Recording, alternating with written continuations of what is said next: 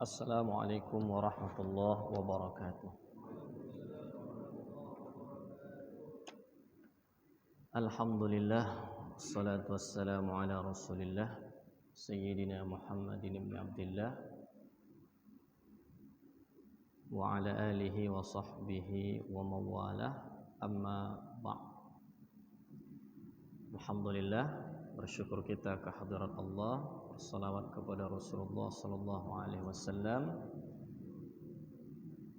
Hari ini insyaallah kita bersama-sama akan mengaji dalam daurah tauhid dari kitab Ummul Barahin. Sebelum kita mulai, maka terlebih dahulu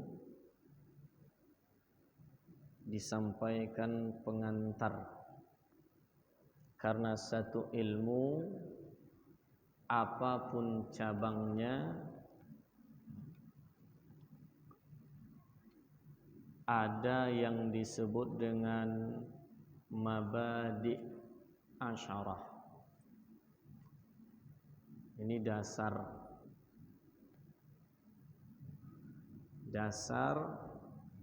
setiap cabang ilmu itu ada 10. Apapun ilmunya, bukan tauhid saja, tapi seluruh ilmu-ilmu.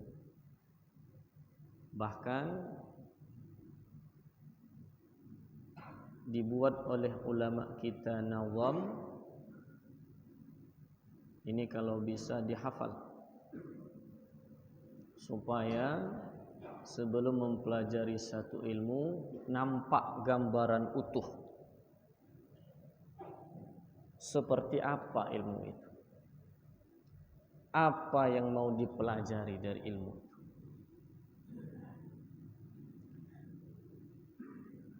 Mabadi' asyarah.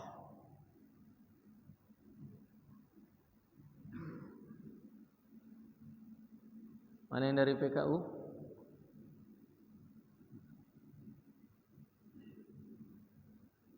Coba nazamnya.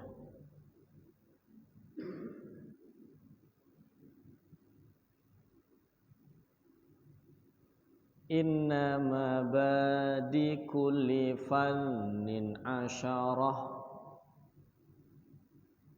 al-haddu wal mawdu'u thumma thamarah, wa fadluhu wa nisbatun wal wadi' wal ismul istimdadu hukmus syari', masailu wal ba'du bil ba'di iktafa, wa man daral jami'a haza syarafa.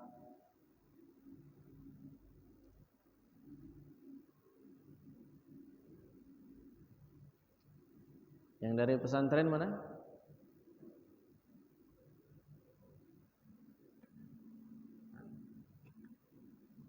Diusahakan dihafal atau diingat mabadi yang 10. Nah, oleh karena itu,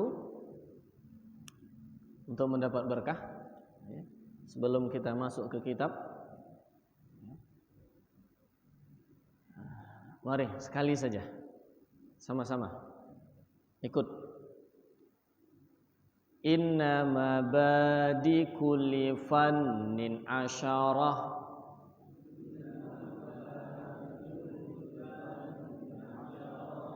al-haddu wal mawdu'u thumma thamarah,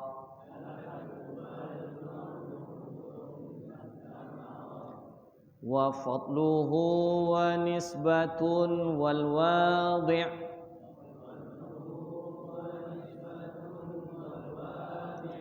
wal ismul istimdadu hukmus syari',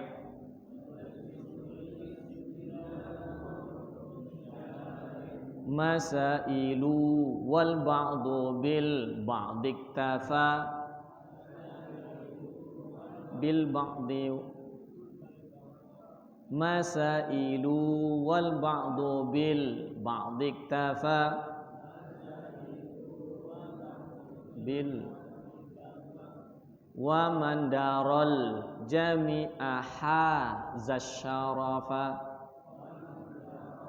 ya. Mabadi seluruh cabang ilmu 10. Had ta'rif definisi, maudhu tema bahasan, thamarah manfaat atau hasil, fadl keutamaan, nisbat hubungan, wadhi pencetus atau selalu disebut bapak ilmu tauhid, bapak ilmu tafsir dan seterusnya. Nama istimdad sumber, dari mana diambil, hukum ilmu itu. Kemudian masail, masalah yang dipelajari apanya. Nah, wa man darul jami'a hadza syarafa, siapa yang mengetahui, menguasai semua itu, hadza syarafa, dia akan memperoleh kemuliaan. Nah, maka masuk kita kepada yang pertama, had. Definisi. Kalau definisi ini sampai ini.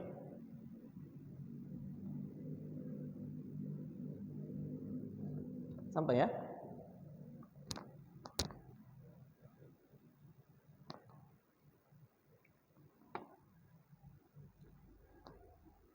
Kalau definisi sebagai fan, sebagai cabang ilmu, tentu dia adalah ilmun. Dan seterusnya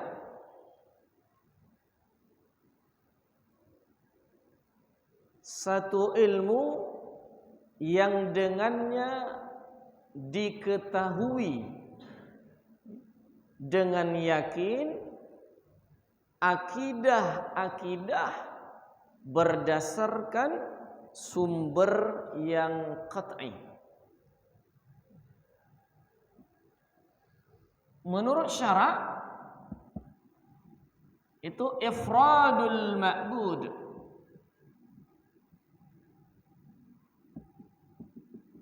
dan seterusnya,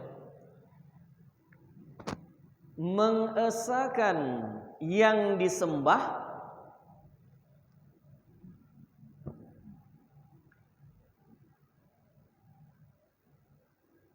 disertai keyakinan akan keesaannya,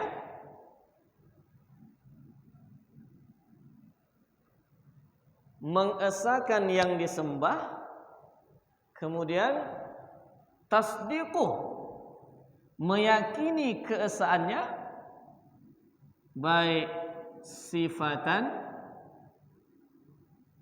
zatan maupun fi'lan, baik zatan, sifatan maupun fi'lan.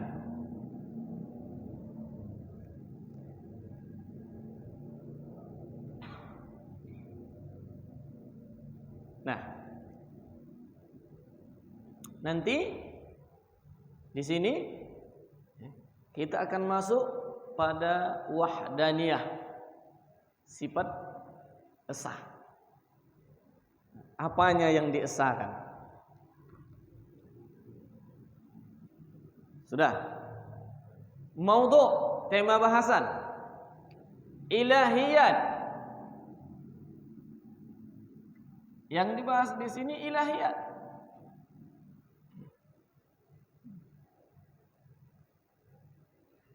Keyakinan yang berkaitan dengan Tuhan, ilah.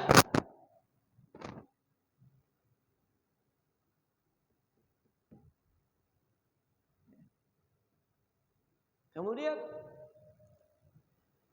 nabawiyat, keyakinan berkaitan dengan nabi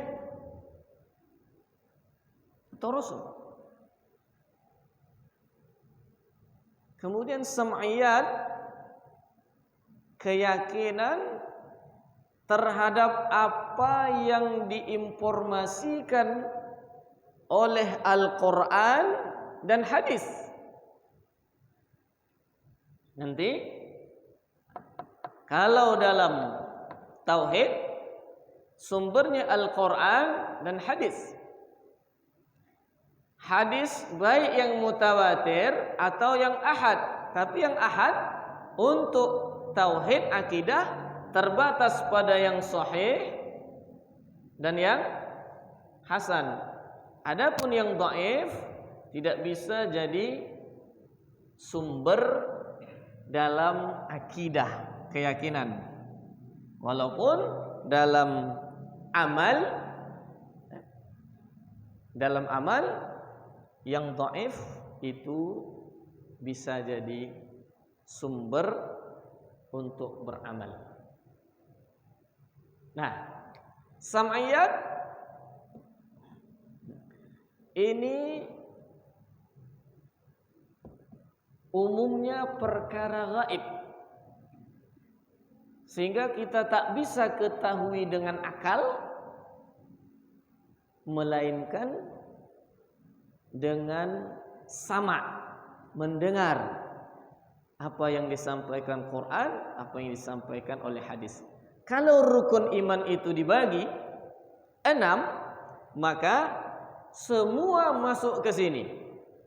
Beriman kepada yang pertama apa? Allah. Yang kedua, malaikat.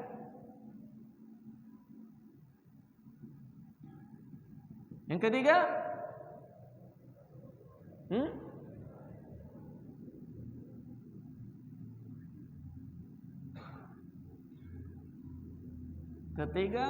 rusul.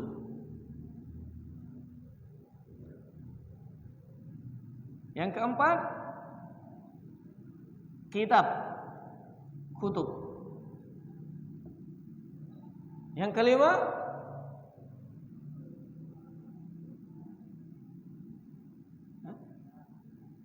apa? Yang kelima, yaum akhir. Yang keenam, qadar atau qada dan qadar. Semua rukun iman itu dibahas di dalam tauhid. Ada yang tinggal lagi di rukun iman? Tidak ada.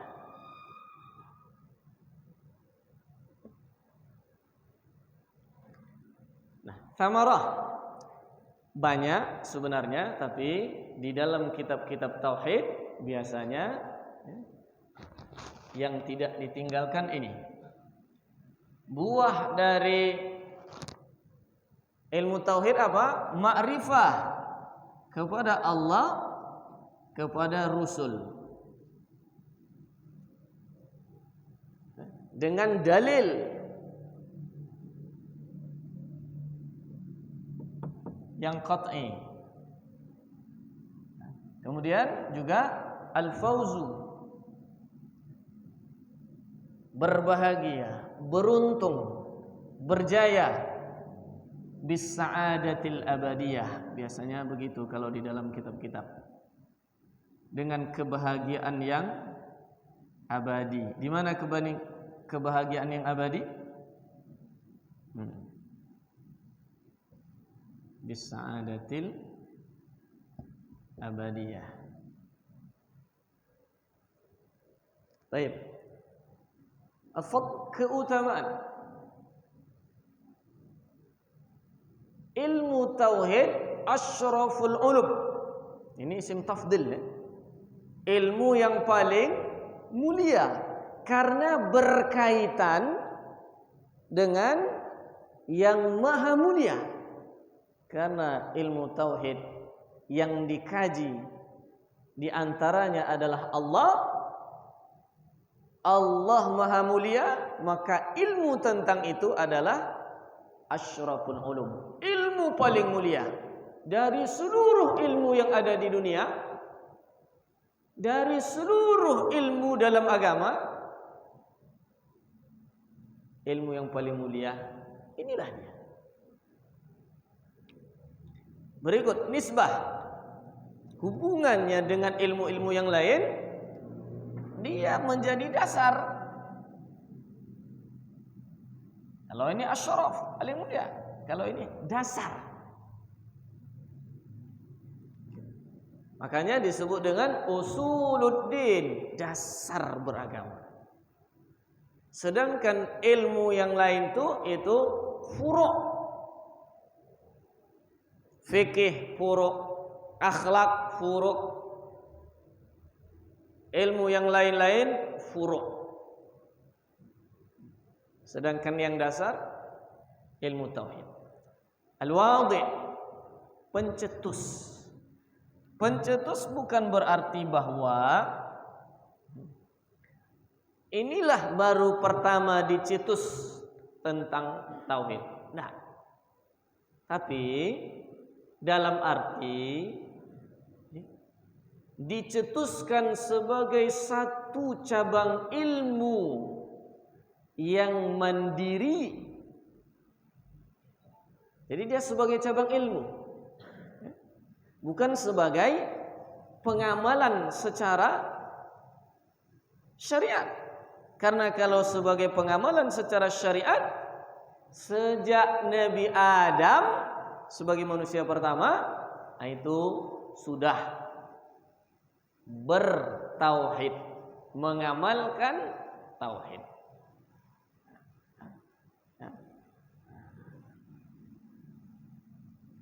Al-Imam Abul Hasan Ali bin Ismail Al-Asy'ari. Ini Asy'ari ini nisbah kepada sahabat Nabi Abu Musa Al-Asy'ari. Wafat 324. Sedangkan Maturidi wafat 333. Umumnya kalau yang fikihnya bermadhab Syafi'i, Maliki, Hambali, itu pemahaman akidahnya seperti yang dipahami oleh Imam Asy'ari, yang bersumber dari gurunya, dari sahabat sampai kepada Nabi Muhammad sallallahu alaihi wasallam. Tapi kalau yang Hanafi itu biasanya Maturidi. Hanafi biasanya Maturidi. Maka nanti kitab yang akan kita kaji, Imam As-Sanusi mazhab fikihnya apa? Maliki. Mazhab fikihnya Maliki. Jauharatut Tauhid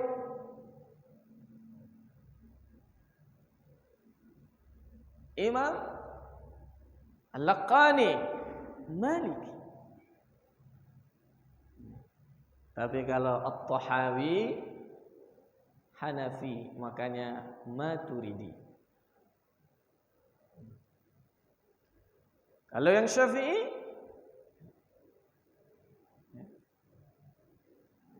Imam Al-Asy'ari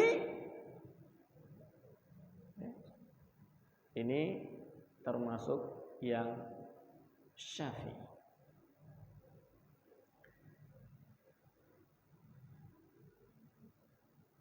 Jadi ini yang dimaksud dengan pencetus.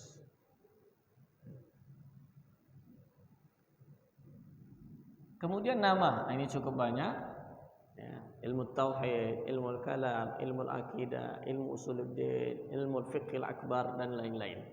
Ini diantaranya saja. Masing-masing ilmu itu menunjukkan isi dari satu sisi. Disebut dia ilmu tauhid, dia melihat sisi isinya mentauhidkan Allah, Rasul dan sebagainya. Ilmu kalam melihat dari sisi, ada beberapa perbedaan ulama. Pertama, kalam itu persoalannya yang rumit dan diperdebatkan dan banyak fitnah, sampai-sampai tidak sedikit ulama yang dihukum berkaitan dengan keyakinan tentang kalam. Atau sebagian ulama mengatakan dahulu kalau membicarakan satu ilmu, ulama itu mengistilahkan dengan al-kalamu fi, pembicaraan tentang, maka dikenallah dengan ilmu kalam. Ilmu akidah itu asal kata akidah itu simpulan yang diikat ketat. Makanya akidah itu yang dimaksud adalah keyakinan yang kokoh. Secara sederhana. Ilmu usuluddin karena dia dasar dari beragama. Kalau agama itu adalah aturan kehidupan, beribadah tujuannya, maka dasar dari ibadah itu kenal dulu, yakin dulu, baru disembah. Maka disebut fikih akbar. Ini lebih kepada istilah dalam mazhab Hanafi, bahkan oleh khusus Al-Imam Abu Hanifah An-Nu'man. Ya, fikih akbar. Kalau fikih asghar itu yang fikih, ya, bab ibadah, muamalat dan seterusnya. Istimdad, sumber dalam ilmu tauhid itu sumber pokok pada ilahiyat dan nabawiyat itu umumnya adalah dalil akal. Inilah yang paling kuat kalau dalam tauhid dalilnya. Baru kemudian dalil pendukung, dalil nakliyah. Tapi pada yang sam'iyat ini memang tak bisa pakai dalil akal. Karena umumnya perkara gaib. Malaikat gaib, tidak kasat mata. Hari akhirat gaib, bahkan belum terjadi sama sekali. Maka dalilnya apa? Nakliyah.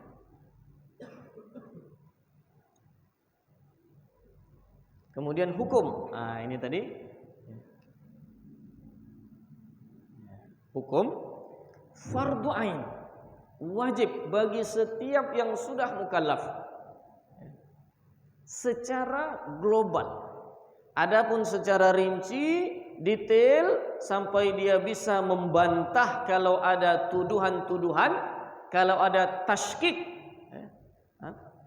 usaha untuk meragu-ragukan, ini hukumnya fardu kifayah.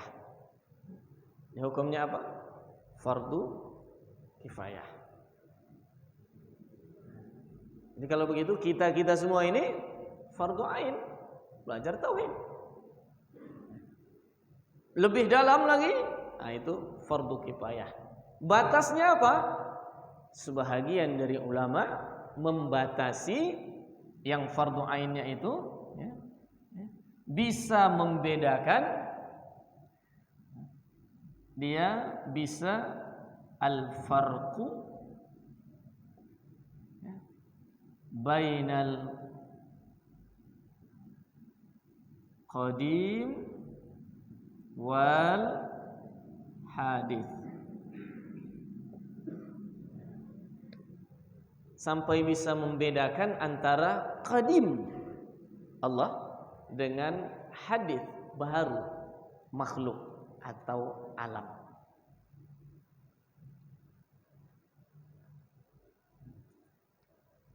Kalau yang tafsil ini sampai dia dapat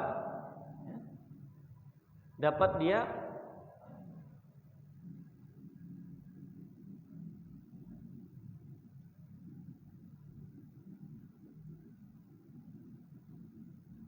takrir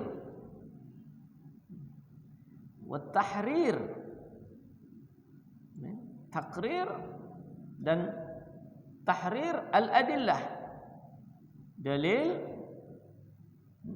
dan juga sampai dia dapat daf'us syubah, dapat membantah, mematahkan syubhat, tuduhan-tuduhan yang meragukan. Baik, terakhir masalah apa dari tema bahasan ini yang dipelajari dalam tauhid. Pada ilahiyat, ya masalahnya ini. Apa yang wajib bagi Allah? Apa yang mustahil? Apa yang jaiz? Nabawiyat, apa yang wajib? Apa yang mustahil? Apa yang jaiz? Sam'iyat, mana yang wajib? Mana yang jaiz? Atau ada yang mustahil? Inilah masalah yang dibahas. Nah, jadi ini mabadi. Kalau ini sudah nampak gambarannya, maka ilmu tauhid itu sudah tergambar. Kalau sudah tergambar, baru kita masuk kepada kitab Ummul Barahim. Sampai di sini bisa dipahami? Bisa ya? Insyaallah. Bismillah.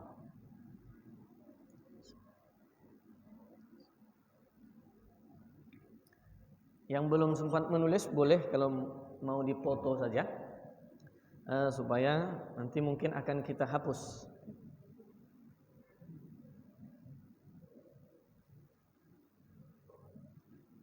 Boleh? Naldi, Ustaz minta fotokan juga. Jarang menulis panjang-panjang ini. Coba. Atau Naldi fotokan, nanti kirim. Kalau ada nomor kawan-kawan, kalau bisa nanti ditinggalkan. Nah ya, karena Ustaz kemarin tidak sempat mau membuat bagan-bagannya dari akidah Imam As-Sanusi. Jadi kalau sempat atau nanti dicari, kalau memang cocok yang terdapat dalam internet yang diposting-posting, nanti kita kirim. Tapi jangan asal ambil, bahaya. Banyak itu postingan, bahaya. Apalagi yang bukan Asy'ari Maturidi. Sudah kali? Dapat semua? Ya. Jangan dulu. Nanti. Taib, kita akan mulai. Silahkan buka kitabnya.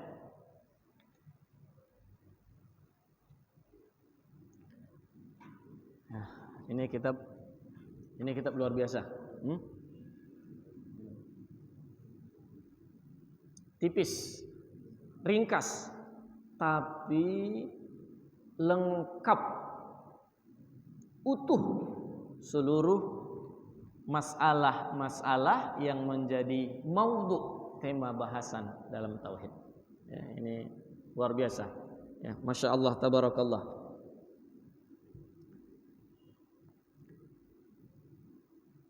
Baik, sebelum kita baca, ini daurah. Insya Allah nanti sampai sesi terakhir kita khatamkan. Oleh karena itu, tidak semua per kalimat atau per paragraf akan dijelaskan. Hanya poin-poin yang dianggap penting saja. Oleh karena itu, nanti insya Allah di akhir akan diijazahkan kitab ini dengan syaratnya yang muktabarah. Pada pengijazahan salah satunya faham. Jadi kalau ijazahnya sudah diberikan, kalau belum paham itu belum berlaku. Atau fahamnya berbeda. Kalau fahamnya berbeda, tidak berlaku.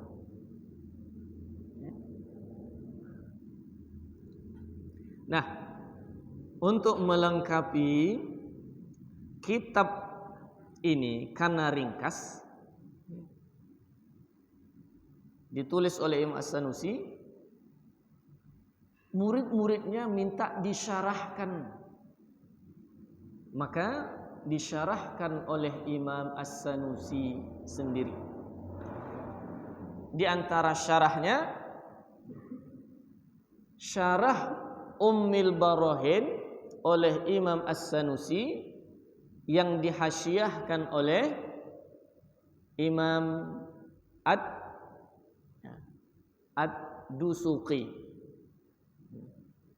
Kalau orang Mesir lebih senang menyebut Dasuqi karena ada satu tempat yang Dasuk namanya.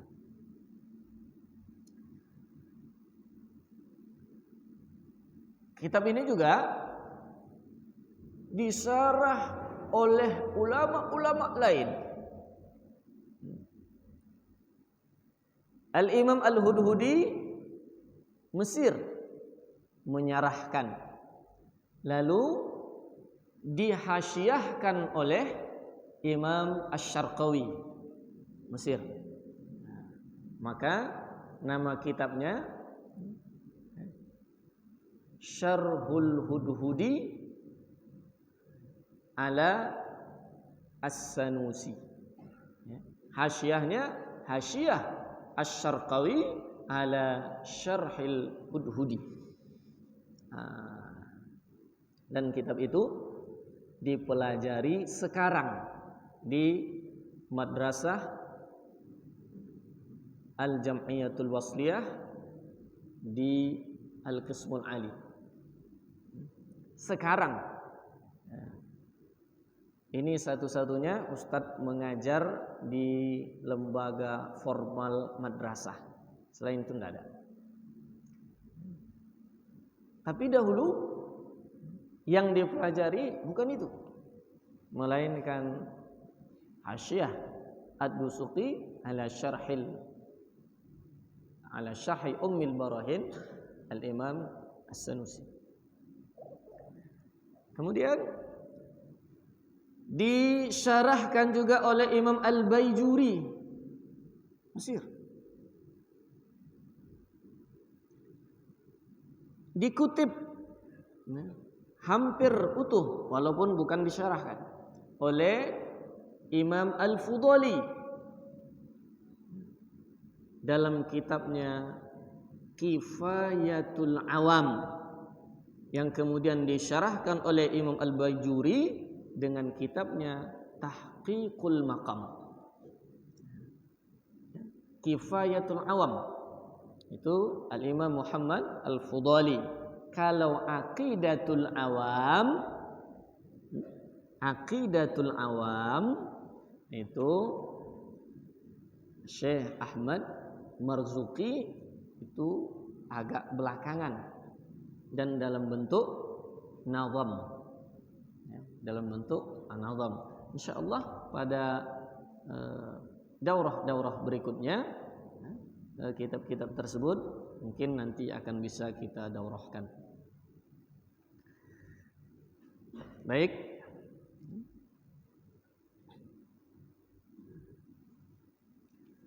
Sebelum kita mulai, kita berkenalan terlebih dahulu dengan kitab dan pengarang secara ringkas. Kitab ini dikenal dengan nama Ummul Barahin.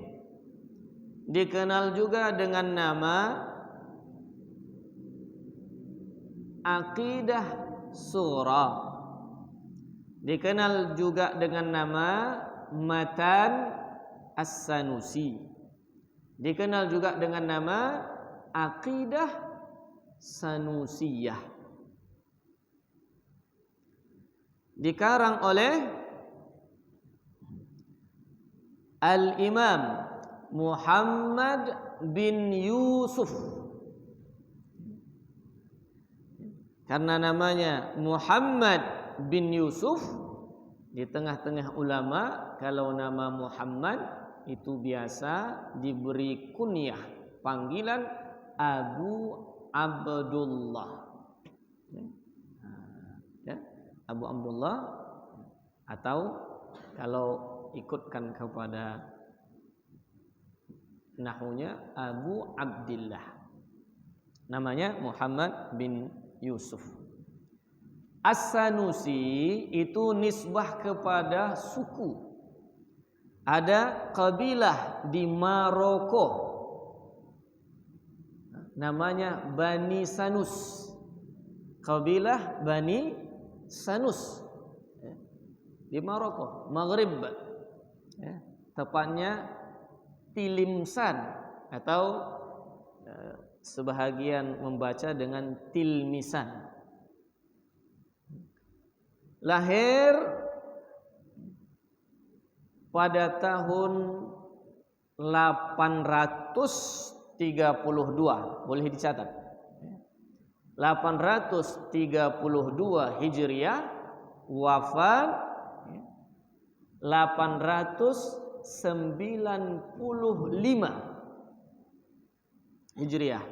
Maka usianya tepat sebagaimana usia Nabi, 63 tahun. Dan Imam As-Sanusi ini Al-Hasani.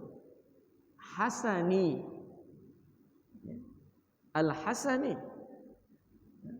termasuk dzurriyyah Rasul dari jalur Al-Imam Hasan bin Ali wa Fatimah binti Rasulillah Muhammad sallallahu alaihi wasallam.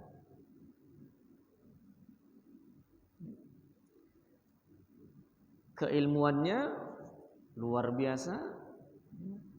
Bukan saja ahli dalam tauhid, tapi juga dalam fikih mazhab Maliki, dalam tafsir dan lain-lain. Cuma lebih dikenal dengan ahli fikih. Nah, begitulah ulama dahulu. Ulama dahulu, dia ahli dalam segala bidang, tapi ada yang lebih populer di tengah-tengah masyarakat. Imam Asy'ari ahli dalam bidang hadis, dalam bidang fikih, tapi lebih populer keahliannya dikenal dalam bidang tauhid dulu. Nah, kalau sekarang tak seperti itu. Yang mengaji contoh tauhid, ketika fikih dia katakan bukan bidangku pula, jurusanku syariah. Itu sekarang. Makanya sekarang itu memang dibuat spesifikasi, ada spesialisasi. Kenapa? Karena semakin ke akhir umat itu semakin berkurang kemampuannya dalam bidang ilmu. Makanya butuh spesialisasi. Oleh karena itu, kalau seorang mujtahid dahulu satu orang saja dia udah bisa, karena dia ahli dalam segala hal dan memenuhi syarat-syarat untuk berijtihad. Sekarang hanya negara-negara tertentu, sedangkan negara-negara kebanyakan itu oleh satu bidang, badan atau lembaga. Berapa orang di sini? Rame. Ada yang hanya ahli fikih, ada yang hanya ahli usul, ada yang ahli qawaid, ada yang ahli tafsir saja, ada ahli hadis. Makanya menurut ulama dalam usul fikih, al-ijtihadu yatajazza. Ijtihad itu bisa tajazzu. Jadi tidak mesti ahli dalam segala bidang. Orang yang hanya ahli bab nikah, dari pangkal akhir dia kuasai, memenuhi syaratnya, boleh berijtihad khusus dalam bab nikah saja. Bab muamalah tak boleh.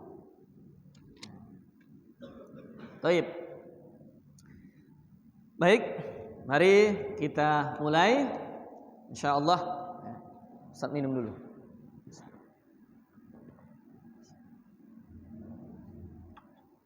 Alhamdulillah. Naqra al-Fatihah. Mari kita baca suratul Fatihah li Syekh Hamdan Abbas As-Saulati wal Ustaz Oka Mas'ud wal Ustaz Hafiz Yazid wa jami'il masyayikh wa kafatil ulama wa sairil awliya wa bil khususi al musannif al imam Muhammad bin Yusuf as-Sanusi wa ma syaikhihi wa kulli ashabi Rasulillah sallallahu alaihi wasallam wa bil khususi wal khusus bi hadrati nabiyina wa habibina sayyidina Muhammad sallallahu alaihi wasallam. Al-Fatihah. A'udzu billahi minasy syaithanir rajim. Bismillahirrahmanirrahim. Alhamdulillahirabbil alamin arrahmanir rahim maliki yaumiddin iyyaka na'budu wa iyyaka nasta'in ihdinas siratal mustaqim siratal ladzina an'amta 'alaihim ghairil maghdubi 'alaihim waladdallin. Amin. Silahkan dibuka langsung ke halaman 9. Karena halaman sebelum itu ya, pengantar dari penerbit yang mencetak.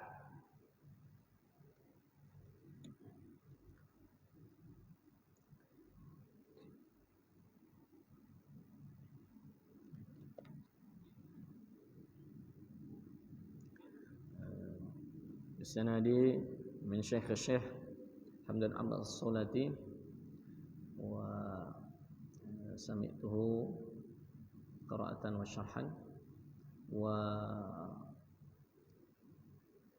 Syekh Oka Mas'ud sami'tuhu qira'atan wa syarhan ba'dah wa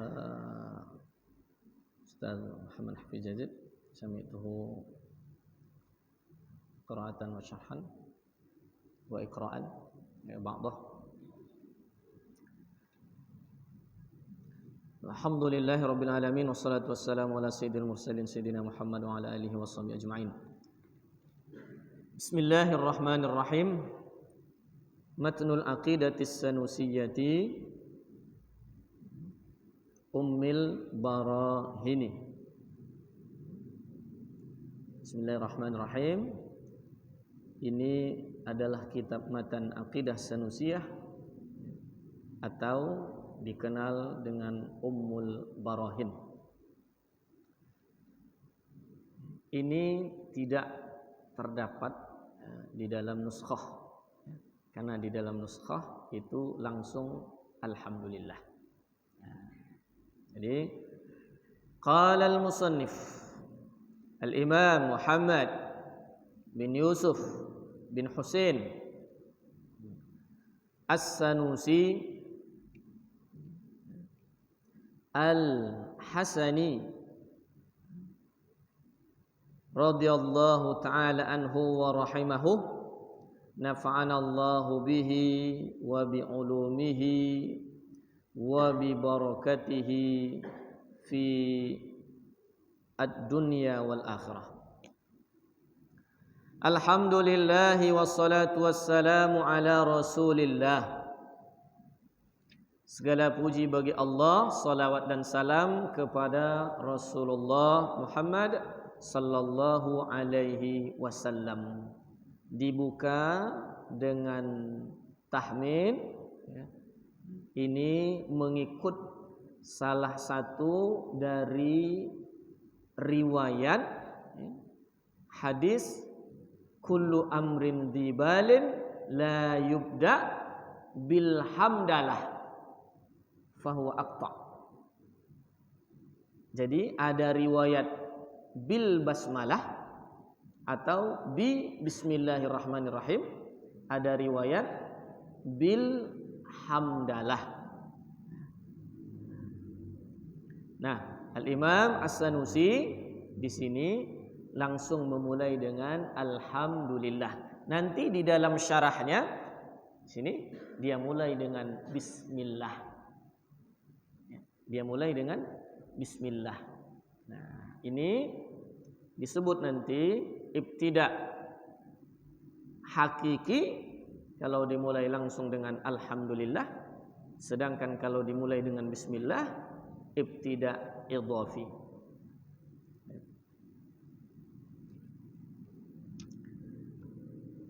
Alhamdu itu atsana bil lisan. Sanjungan pujian dengan lisan.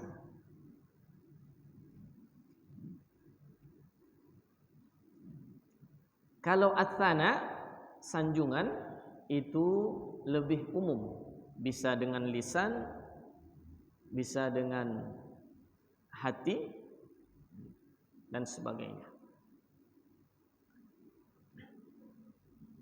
Maka alhamdu itu adalah atsana bil lisan. Salawat dan salam kepada Rasulullah sallallahu alaihi wasallam. Kalau salawat minal ummah itu ad-du'a. Dari kita kepada Nabi Muhammad itu doa. Sedangkan dari Allah, karena Allah juga bersolawat kepada Nabi Muhammad SAW, itu rahmah.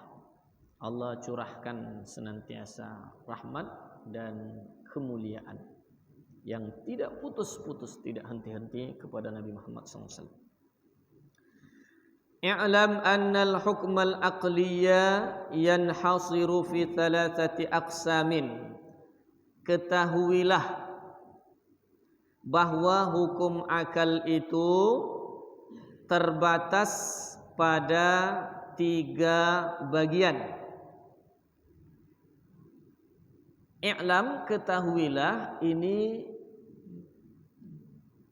mengisyaratkan bahwa apa yang disampaikan setelahnya mesti diyakini, karena yang dimaksud dengan ilmu di sini adalah ilmu yang yakin, sebagaimana firman Allah, fa'lam annahu la ilaha illallah.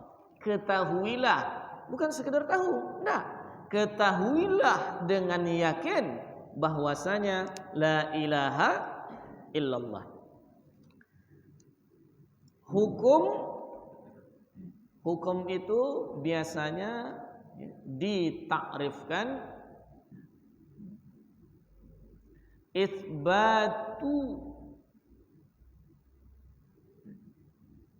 itsbatul amri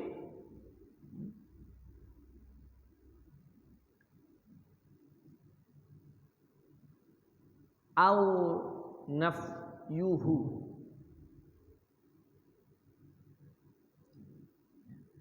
Lebih lengkap lihat di dalam ada catatan kaki, itsbatu amrin li amrin au nafyuhu anhu.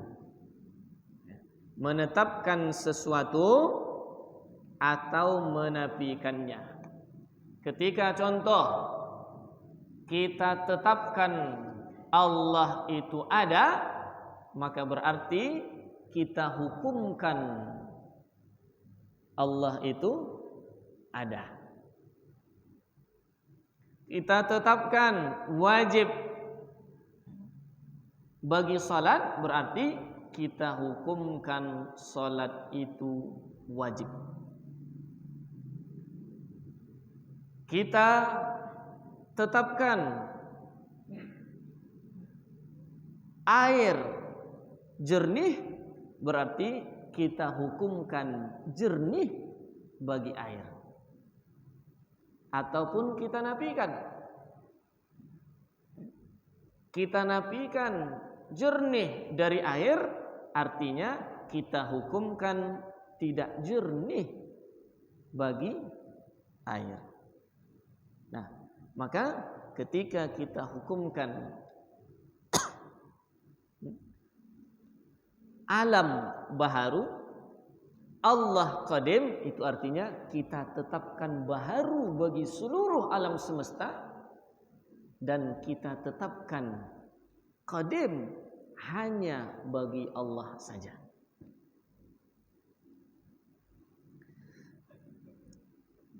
Hukum itu dibagi tiga, ada hukum syara', ada hukum adat, ada hukum akal. Hukum syara' ini ranah fikih, usul fikih. Maka ada nanti hukum taklifi, ada hukum wad'i. Taklifi itulah dia yang 5. Wajib, sunat, haram, makruh, mubah. Sedangkan wad'i sebab, syarat, mani', sah, batal, azimah, rukhsah. Bahkan ada sebahagian menambah ada qada'. Itu hukum wad'i. Sedangkan hukum adat,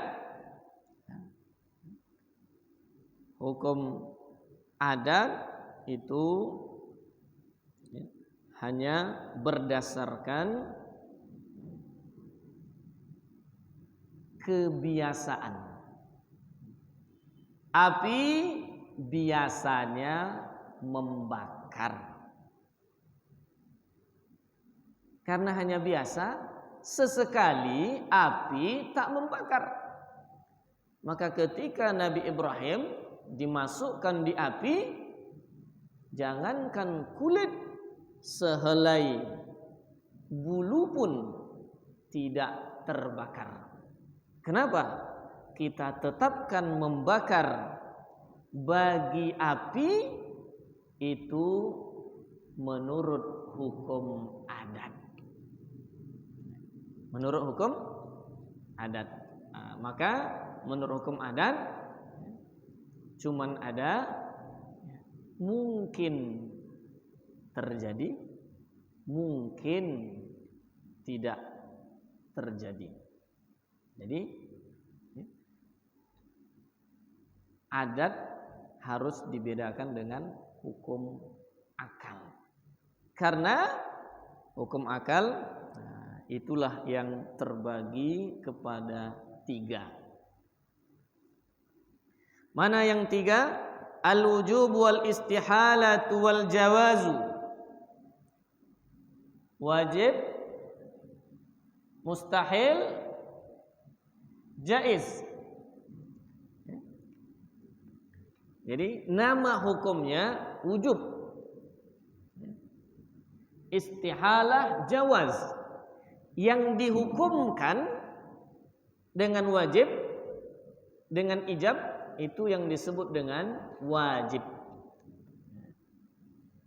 Yang dihukumkan dengan istihalah itu disebut mustahil. Yang dihukumkan dengan jawaz itu yang disebut jaiz. Al-wujubu wal istihalatu wal jawazu. Itu jadi khabar yang bisa mubtada dibuangkan sebelumnya. Maka boleh juga al-wujubi wal istihalati wal jawazi sebagai badal. Fal wajibu ma la yatasawwaru, boleh juga dibaca yutasawwaru. Jadi bisa bina maf'ul, yutasawwaru bisa bina fa'il. Jadi bisa majhul, bisa ma'lum. Ma la yatasawwaru, ma la yutasawwaru fil aqli adamuhu, maka wajib itu sesuatu yang kalau la yatasawwaru tidak tergambar,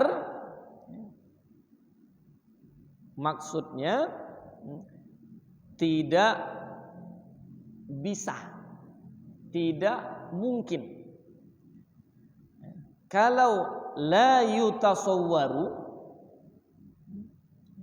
tidak tergambar, maksudnya tidak diketahui.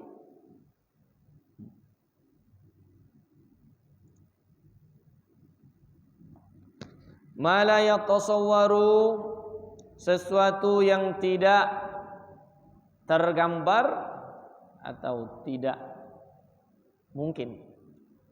Ma la yutasawwaru, sesuatu yang tidak tergambar atau yang tidak diketahui. Fil aqli, pada akal, adamuhu, tiadanya. Tiadanya. Wal mustahilu, dan mustahil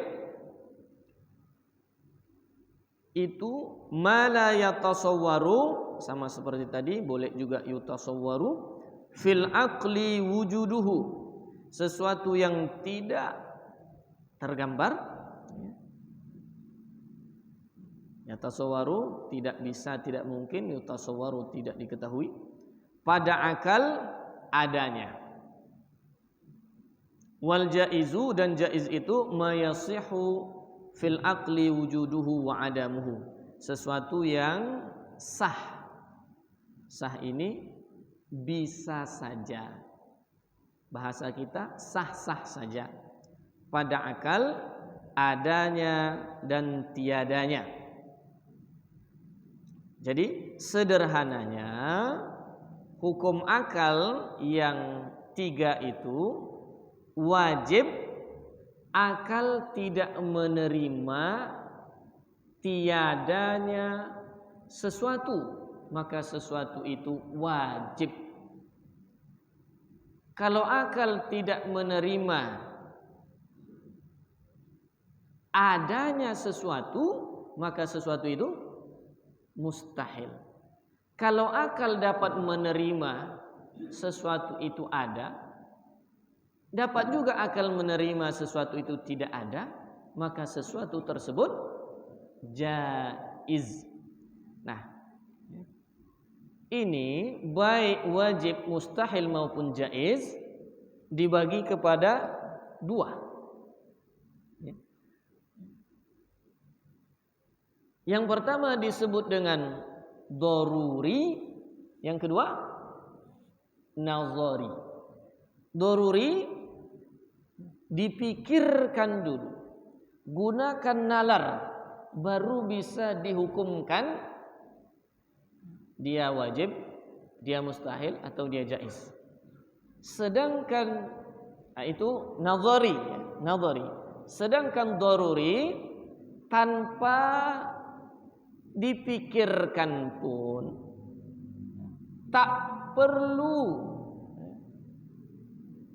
digunakan nalar dalam-dalam pun, dapat dihukumkan wajib, dapat dihukumkan dia mustahil ataupun jaiz. Nah, maka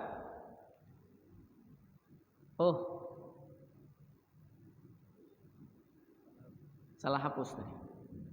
Udah enggak apa-apa, tulisan aja, tulisan. Tapi tidak apa-apa, mungkin antum sudah menulis ini tadi isi dari kitab Ummul Barohin sampai selesai. Ya, sampai selesai.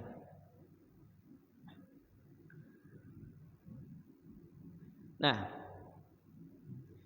Al-Imam Al-Haramain, siapa nama Imam Al-Haramain? Abdul Malik. Ini guru dari Imam Al-Ghazali, wafat 478, kalau Imam Ghazali 505 Hijriah. Sampai mengatakan inna ma'rifata hadhihi salasa hiya nafsul aqli. Mengetahui tiga hukum ini itulah akal. Faman lam ya'rif ma'aniha falaysa bi'aqil. Maka orang yang tidak mengerti, tidak tahu maksud hukum akal yang tiga, sama dengan orang tidak berakal. Orang tak berakal itu orang apa? Orang gila. Bahasa kasarnya itu.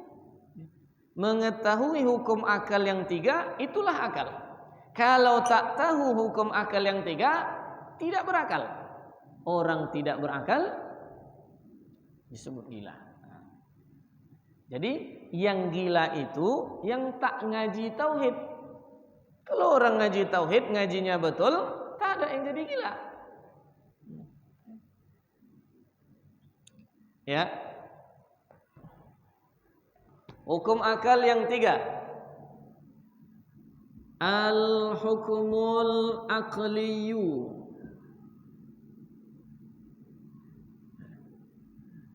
Wajib, mustahil, jaiz. Ini di awal-awal kita agak panjang sedikit. Nanti kalau udah seterusnya kita lebih membacanya saja untuk menyelesaikan. Nah, semuanya masing-masing terbagi kepada daruri, nazari. Ini juga sama, daruri, nazari, daruri, nazari. Sudah? Nah, kalau yang daruri kita ambil contoh yang masuk semua, yaitu contohnya, contoh besar pada tiga hukum akal ini. Contoh besarnya kita buat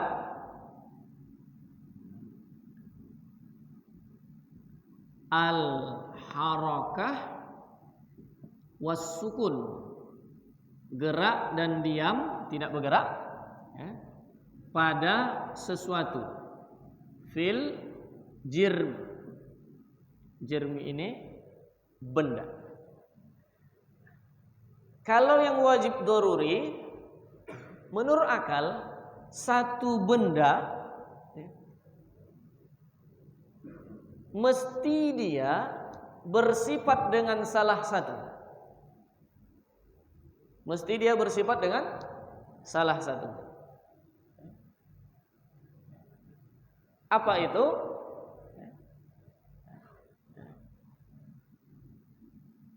Salah satu dari, contohnya,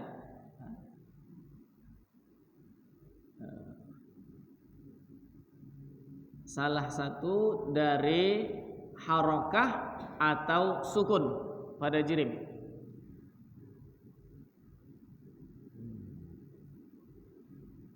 Al-harakah, ya, atau sukun. Berarti benda itu, benda ini mesti menurut akal salah satu.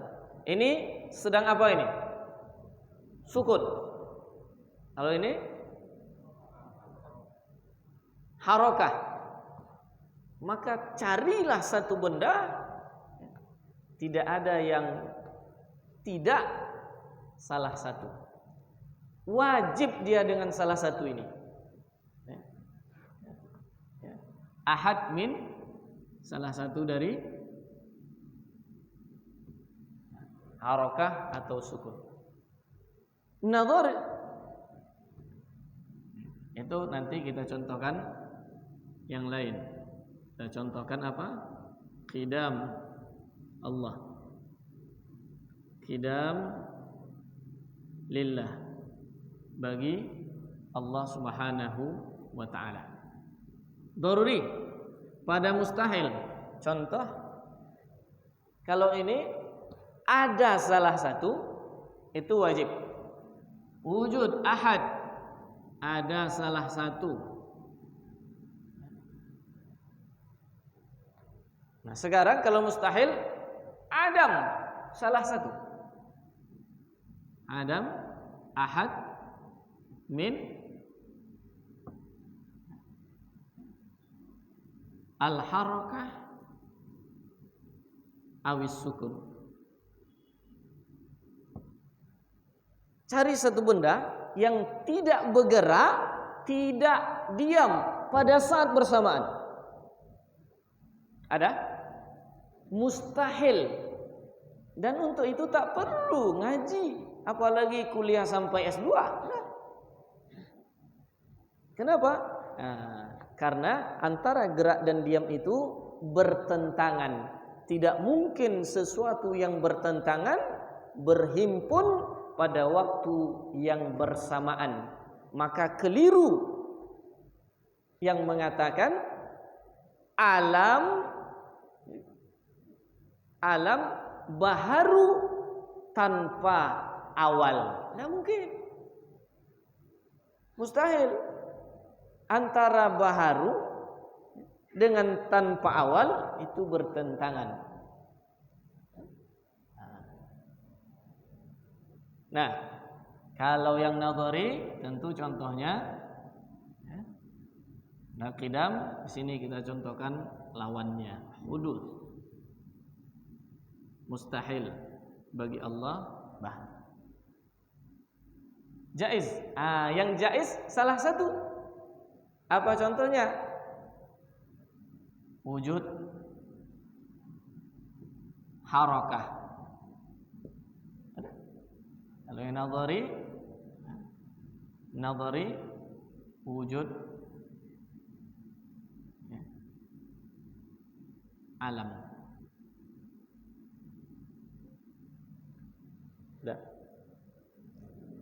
Maka selesailah di sini nanti. Selesailah di sini. Nah, ini baru hukum akalnya. Baru kita masuk kepada yang berikutnya.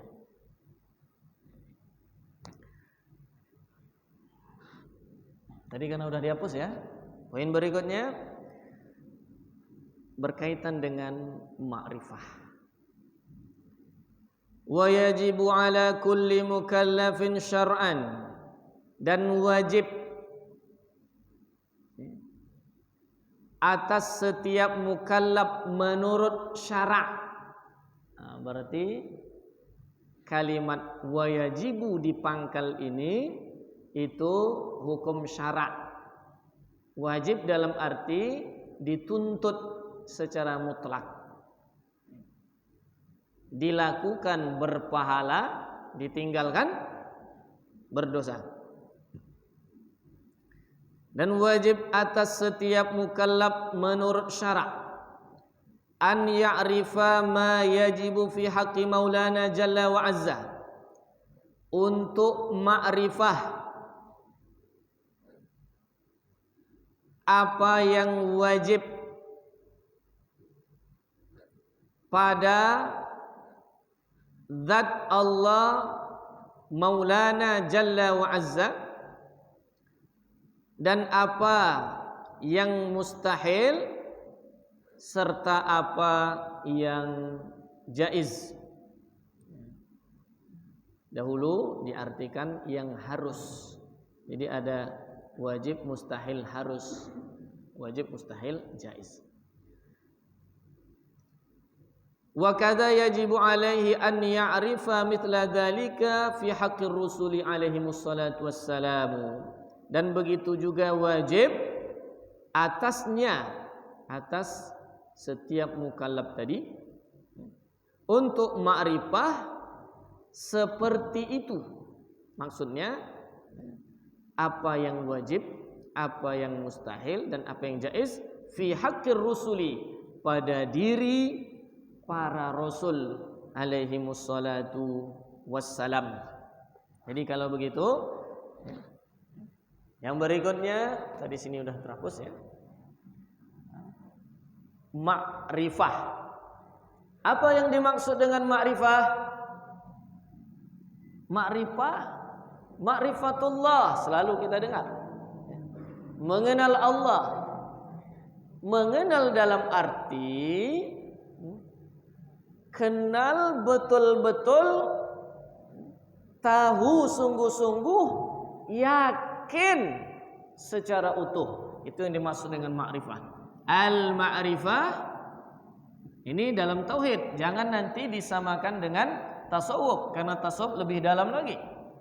Ma'rifah itu apa? Al-jazmu, jazam. Nah, inilah dia keyakinan. Kenal, tahu, yang yakin. Al-mutabiq atau al-muwafiq lil haqqi an dalilin. Ma'rifah, yakin yang sesuai dengan hak berdasar dalil.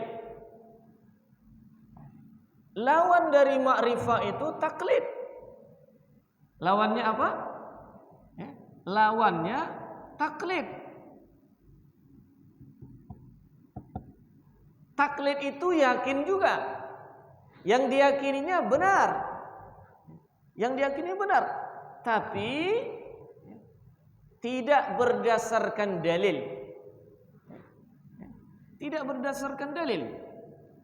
La an dalil.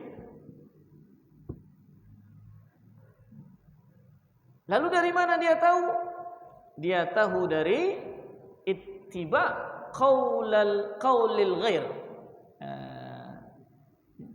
Jadi keyakinannya itu berdasarkan ittiba qaulil ghair. Qaulil, ikut cakap atau ikut keyakinan orang lain. Keyakinannya berdasarkan ikut keyakinan orang lain. Ingat, bedakan tauhid dengan fikih. Dalam fikih, taklid tak ada masalah. Kita sholat zuhur 4 rakaat umpamanya, apa dalilnya?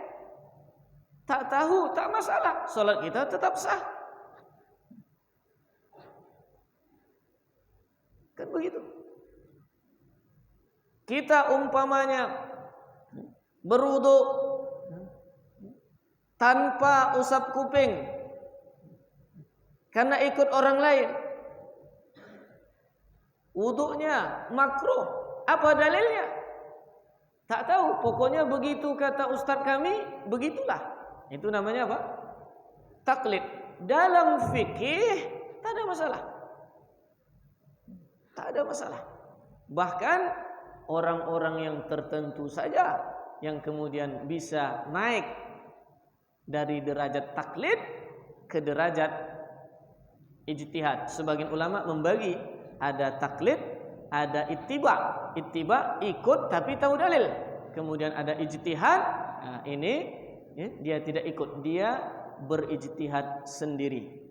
Itu dalam fikih, dalam tauhid beda.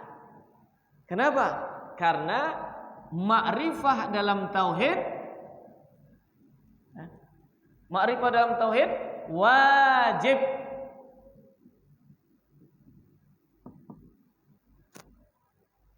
Maka kalau taklid dalam tauhid, walaupun banyak pendapat ulama, bahkan sampai ada yang mengatakan kalau taklid tidak beriman.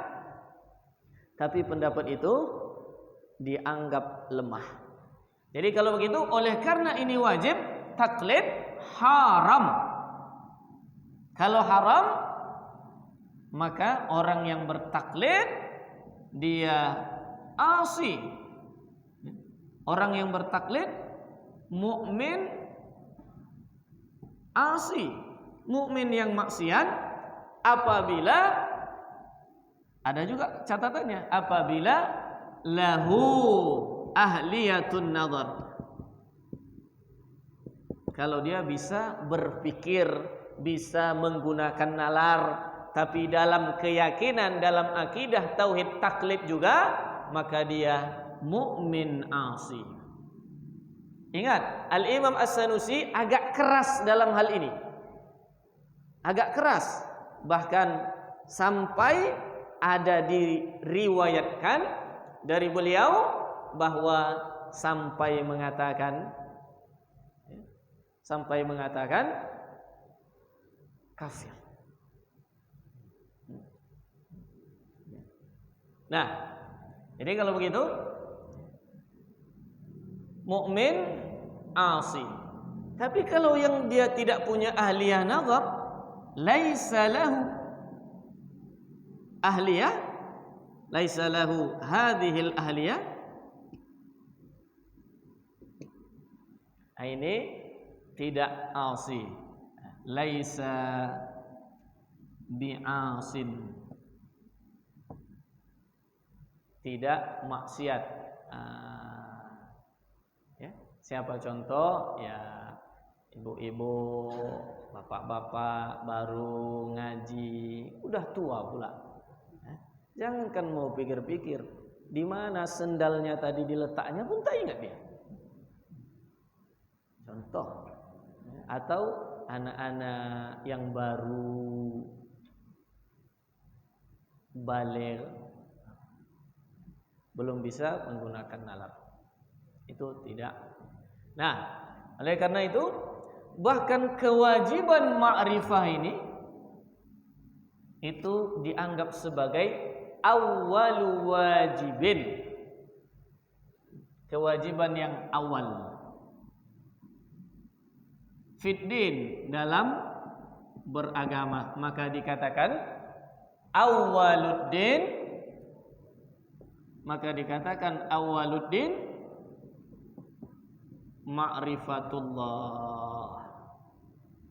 Awwaluddin ma'rifatullah. Itu sebab sebahagian ulama menafsirkan wa ma khalaqtul jinna wal insa illa liya'budun, tidak kuciptakan jin dan manusia kecuali tugas mereka ini untuk apa? Liya'budun, untuk beribadah. Tetapi sebahagian ulama menafsirkan liya'budun liya'rifun, untuk ma'rifah. Kenapa? Ma'rifah dulu, kenal, yakin dulu, baru disembah. Fa kaifa ta'budu man la ta'rifu. Mana mungkin kau bisa menyembah dengan benar kalau kau belum kenal dengan betul siapa yang disembah. Masuk akal? Masuk akal. Ya, makanya para ulama sampai mengatakan awwaluddin ma'rifatullah. Nah, ma'rifatullah itu dengan nazar. Maka yang pertama sekali kewajiban untuk sampai kepada ma'rifah nazar. Apa itu? Berpikir. Makanya la dina, hadis. Ini hadis ya. La dina liman la aqla lahu. La dina liman la aqla lahu. Nah, hanya saja ma'rifah itu bukan saja ma'rifatullah, tapi juga selanjutnya ma'rifah Rasul, ma'rifatullah dan ma'rifah ar-rusul. Itulah yang disebutkan oleh Imam As-Sanusi di sini. Wa kadza, begitu juga wajib ma'rifah fi haqqir rusul, pada rasul-rasul. Nah, baik. Lalu apa yang dimakrifahi, dikenali, ketahui dengan yakin pada Allah dan pada Rasul? Kembali ke yang tadi. Apa yang wajib, apa yang jaiz, apa yang mustahil. Nah, inilah yang mesti makrifah. Kalau begitu, makrifah terhadap Allah, maka dia harus tahu, yakin apa saja yang wajib, apa saja yang mustahil, apa saja yang jaiz bagi Allah Subhanahu wa ta'ala. Begitu juga pada Rasul, apa yang wajib, apa yang mustahil, apa yang jaiz bagi Rasul-Rasul alaihi wassalatu wassalam. Sampai di sini faham?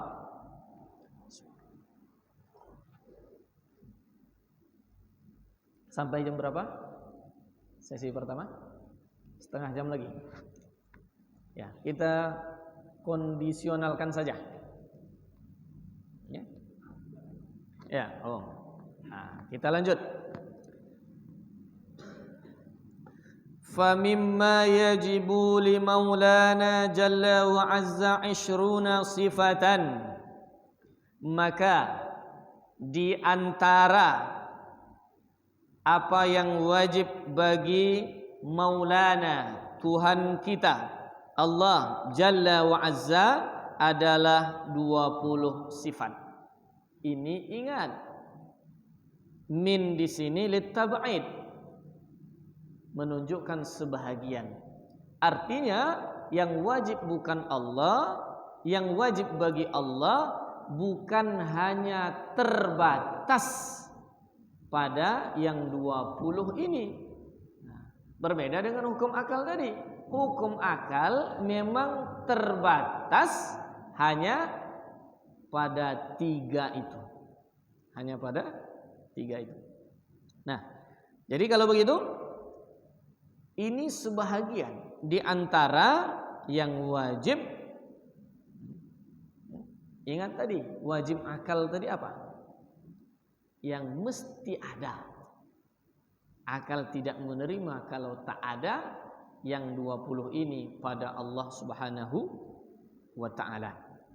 Ya.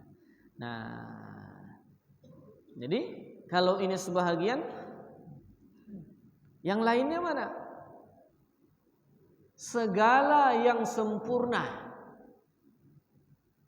yang layak bagi Allah, dan itu banyak, tidak terhingga, itu wajib bagi Allah. Cuma dari yang banyak itu tidak semua bisa dicarikan dalilnya yang nakli, dan tidak juga bisa dipikirkan dalilnya dengan akli. Jadi yang 20 ini yang ditemukan dalil naklinya, yang diketahui dalil aklinya. Selanjutnya, dengan 20 ini saja sudah bisa ma'rifah kepada Allah Subhanahu wa taala. Sudah bisa ma'rifah. Bagi siapa? Bagi orang-orang generasi Imam As-Sanusi dan seterusnya. Maka sebelum generasi Imam As-Sanusi, dengan 13 sifat saja udah bisa ma'rifah. Dengan 7 sifat saja sudah bisa ma'rifah. Dengan 5 sifat saja sudah bisa ma'rifah. Dengan 3 sifat saja sudah bisa ma'rifah. Tak goyah lagi, tidak ragu-ragu, bahkan dengan 1 sifat Allah saja. Dalam hal ini dengan 1 sifat Allah saja, wahdaniyah atau mukhalafatu ta'ala al-hawadis, sudah bisa ma'rifah. Maka jangan heran sebelum generasi Imam As-Sanusi, bahkan Al-Imam Al-Asy'ari tidak mendetailkan sebutan 20 sifat ini. Begitu juga generasi setelah Imam Asy'ari, bahkan Imam Juwaini Al-Haramain tadi atau muridnya Imam Al-Ghazali tidak detail dengan 20. Nah, kalau kita rasa-rasanya sekarang 20 ini pun belum juga makrifah. Maka kalau nanti para ulama mengkaji, tengoknya umat ini makin bodoh, tidak juga kenal sama Allah, bisa saja ditambah lagi di antara sifat yang wajib bagi Allah yang mesti diketahui oleh seorang mukallaf supaya dia bisa makrifah. Contohnya 21, 23 atau 25. Bisa saja. Dan di antara sifat-sifat ini pun masih ada ulama yang berselisih dengan menambahkan. Salah satunya contoh nanti sifat al-idrak. Al-idrak. Pada sifat-sifat ma'ani. Baik. Selanjutnya. Oke. Sebagaimana kita maklumi bahwa Allah Subhanahu wa taala, Allah itu kita kenal dengan di bawah, di atas kita buat. Karena ini Allah, adab. Allah itu apa? Ismun. Ini secara sederhana. Ismun, nama. Allah itu nama. Masalahnya adalah nama siapa? Lidzat. Nama bagi zat. Udah? Nama bagi zat. Zat yang seperti apa? Ismul lidzat wajibil wujud. Wajibil, nama bagi zat yang wajib wujud. Nanti ulama berbeda-beda bayan penjelasannya setelah ini macam-macam. Kita ambil dengan supaya nanti nyambung dengan kaji kita. Ismul lidzat wajibil wujud,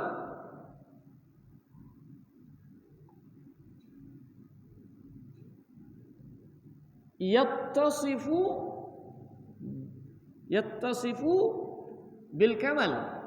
Ismun lidzat wajibil wujud yattasifu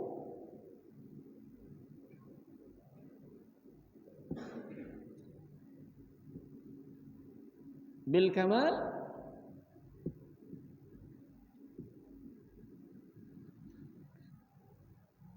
yaf'alu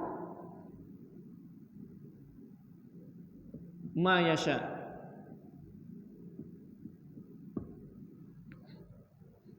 Maka nanti akan kita temukan bahwa Allah adalah zat. Zat yang punya sifat. Zat kemudian sifat. Sifatnya apa? Dari sisi wujud dia wajib. Wajib ada. Karena yang ada itu ada yang wajib, itulah Allah. Ada yang mustahil, sekutu bagi Allah. Ada yang jaiz, itu contoh kita. Jadi adanya kita jaiz wujud. Sifatnya sempurna. Di antara sifat sempurnanya ini wajib adanya. Jadi tidak pernah tidak ada. Sebelum ada atau setelah ada, tidak pernah tidak ada. Maka disebut mazala, senantiasa abadian. Yaf'alu ma yasha, berbuat sekehendaknya. Jadi Allah zat, ada sifatnya, kemudian ada berbuatnya. Nah, dan jangan juga dilupakan, Allah itu adalah nama. Makanya ada yang Allah yang banyak, al-asmaul husna. Tapi nama ini menunjukkan kepada apa? Nama ada yang menunjukkan kepada sifat, kepada zat. Contohnya Allah. Nama ada yang menunjukkan kepada sifat. Ada yang menunjukkan kepada sifat. Nah, contohnya apa? Kita ambil Ar-Rahman. Lebih menonjol yang ditunjuki istilahnya adalah sifat. Nanti ada nama yang dia lebih menunjukkan kepada perbuatan. Contohnya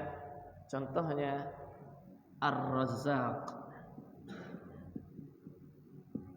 Maka nanti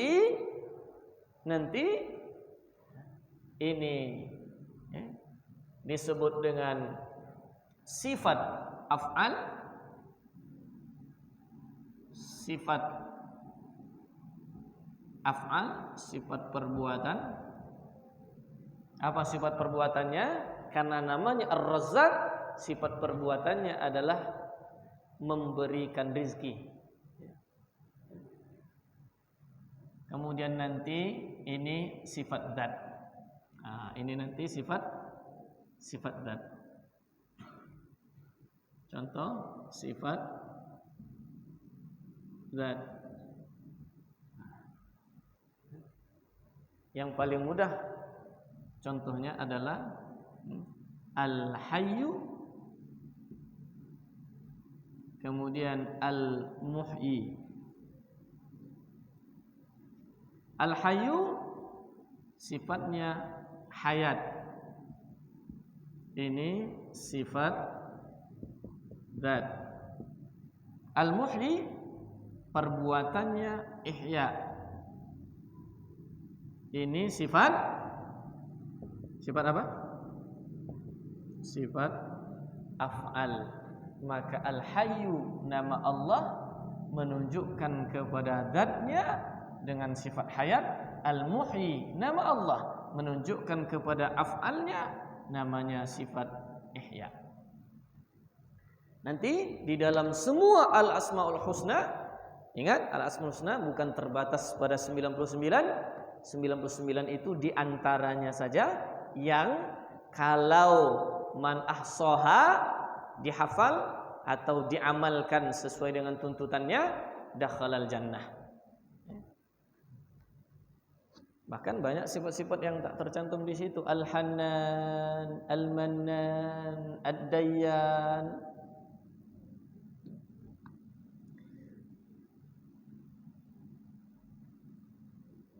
Nah, maka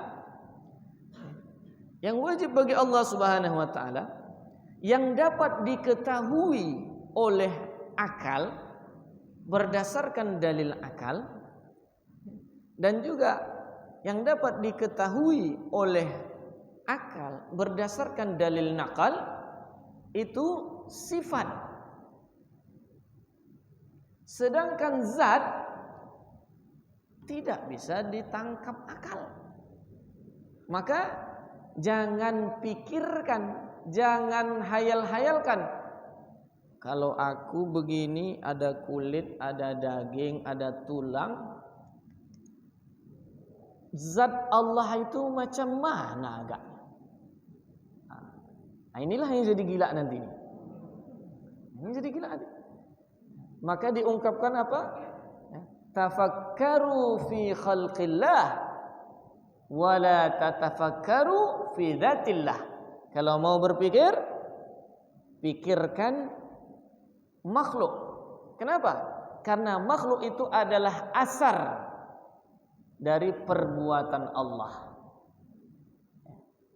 Jangan zatnya, karena tidak diketahui zatnya. Sebab apa?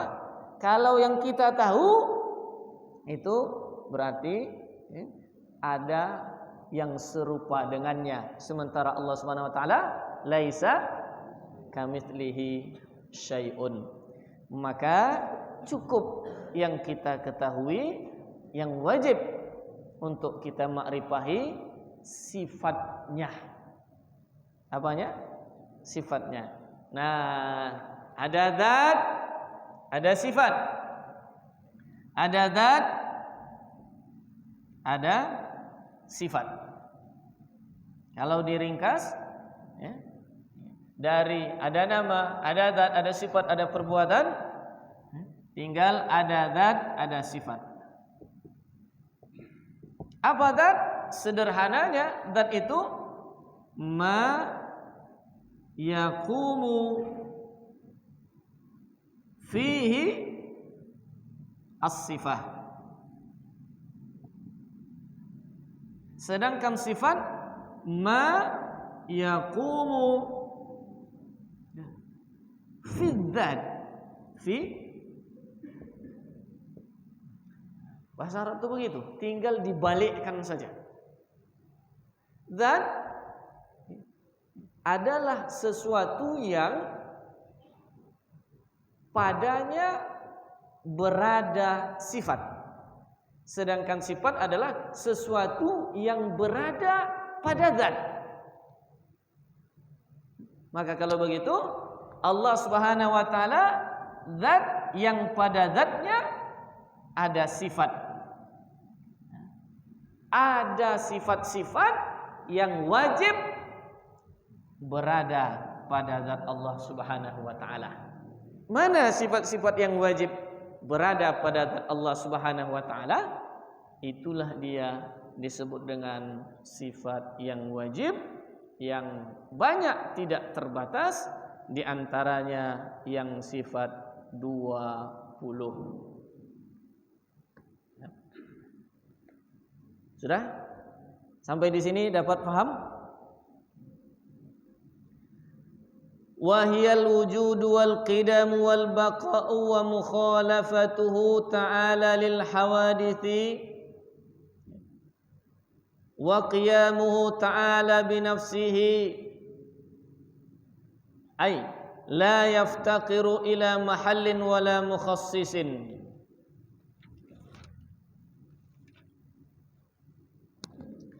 Yaitu wujud ada, qidam sedia, tidak berawal, baqa kekal, tidak berakhir, mukhalafatu ta'ala lil hawadis, berbeda Allah Ta'ala dengan segala baharu, qiyamuhu ta'ala binafsihi, mandirinya Allah Ta'ala dengan sendirinya,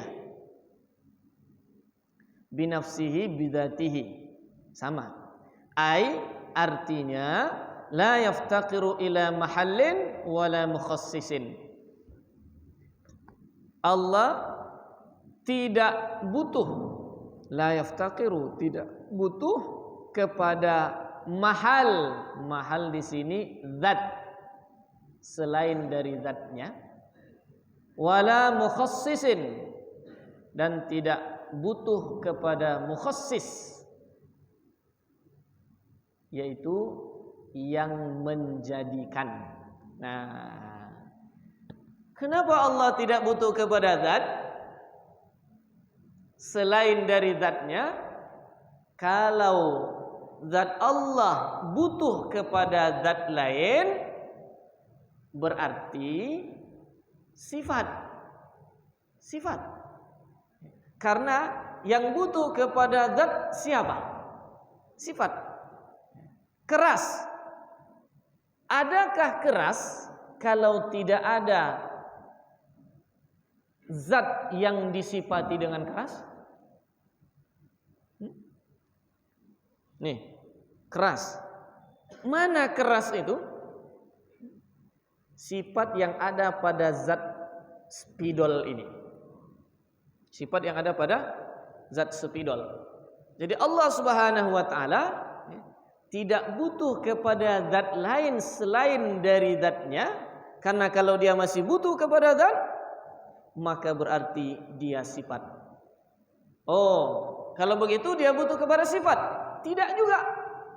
Kalau dia butuh kepada sifat, kalau dia butuh mahal ya, kemudian mukhassis, tidak juga butuh kepada mukhassis, pencipta. Kalau dia butuh kepada yang menjadikan, maka berarti dia itu tidak kidam, tidak sedia. Nah, kalau begitu Allah tidak butuh kepada zat mahal,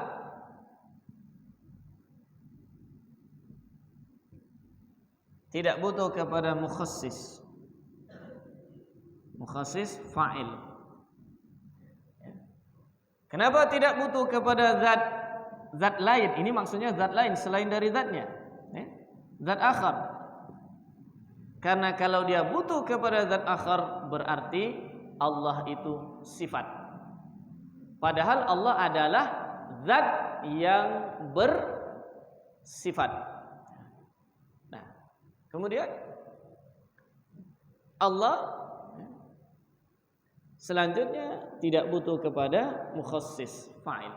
Kalau dia butuh kepada fa'il, berarti dia ada awalnya, karena ada yang menjadikan atau membuatnya, dan itu semua mustahil. Nah, jadi Allah bukan zat, Allah juga bukan sifat. Karena kalau dia sifat, dia tidak bersifat dengan sifat-sifat lagi. Sifat itu tak bisa bersifat. Keras, bisakah keras itu bersifat? Tidak. Yang bisa bersifat itu adalah zat. Pulpen keras, air jernih. Bagaimana? Udah mulai pening-pening sedikit? Udah terasa? Memang seperti itu. Nah, maka yang harus dibedakan pertama, az-zat ghairus sifat. Zat tidak sama dengan sifat. Az-zat biasanya kalau dalam istilah tauhid itu selalu disebut as-sifatu zaidan. As-sifatu, sifat itu adalah az-zaid ala dzat, bukan zat. Itulah sifat. Jadi kalau begitu Allah itu zat yang bersifat. Nah, disinilah nanti kita lompat agak jauh ini. Apa itu? Disinilah ketergelinciran Mu'tazilah dengan konsep tauhidnya. Ada konsep tauhid Mu'tazilah.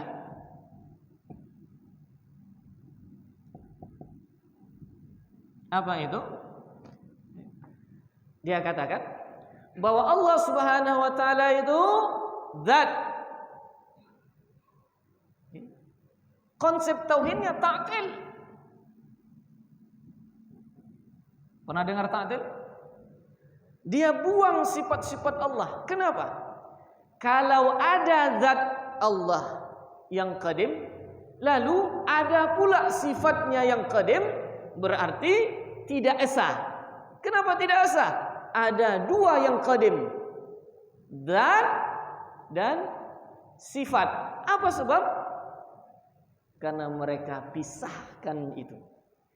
Sehingga akhirnya apa? Masuklah tauhid mereka dengan konsep ta'til. Jadi kalau begitu, Allah mendengar dengan zatnya, Allah melihat dengan zatnya, Allah berkata-kata dengan zatnya.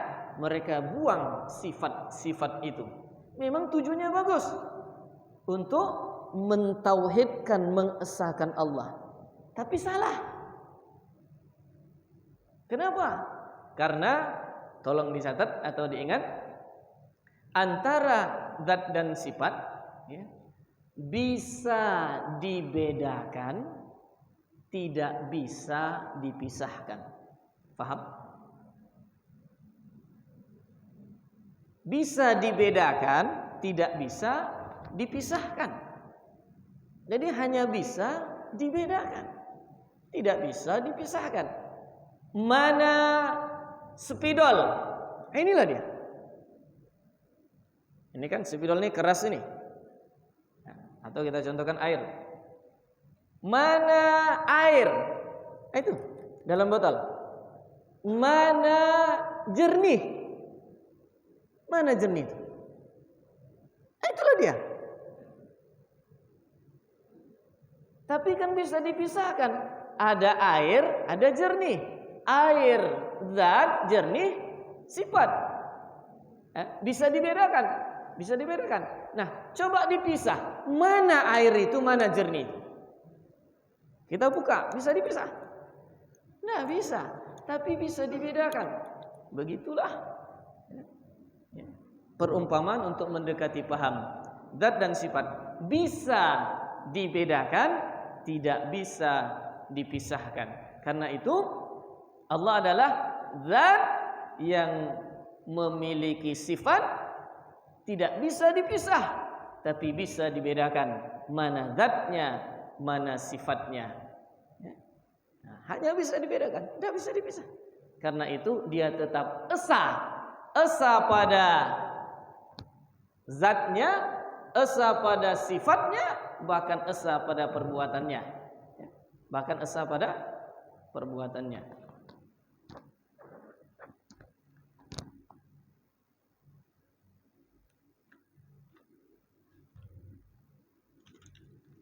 Ya. Berarti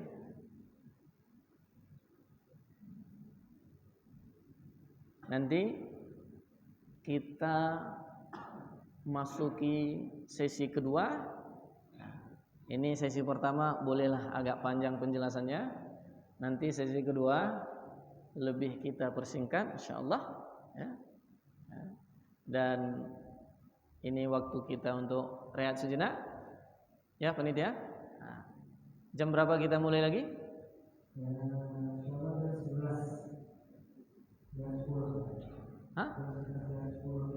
11 lewat 10.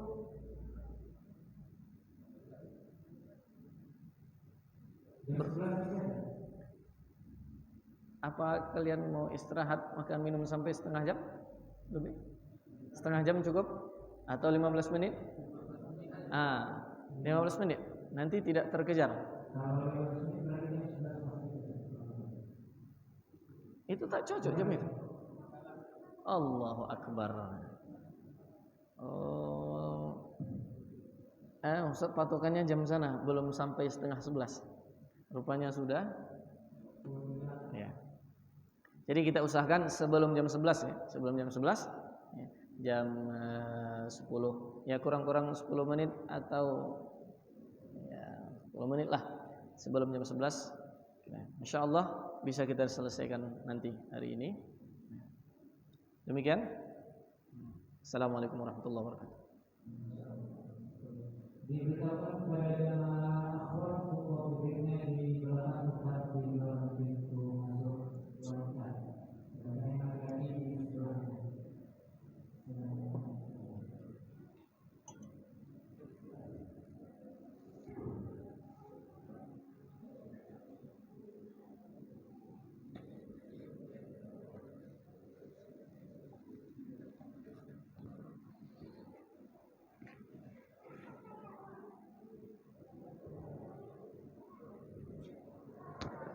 Kalau yang tidak sempat nulis, dipoto saja. Dipoto nanti dilihat-lihat biar paham.